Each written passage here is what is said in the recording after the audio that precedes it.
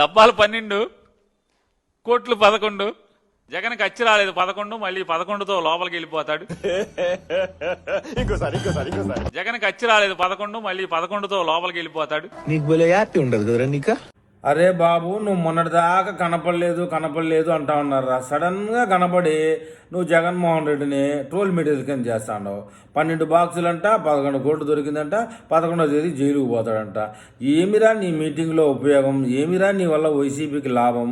కనపడకుండా పోయినోడివి 4 ఏళ్ల పాటు కళ్ళు మూసుకోవడం అని చెప్పినాడు కదా జగన్మోహన్ రెడ్డి.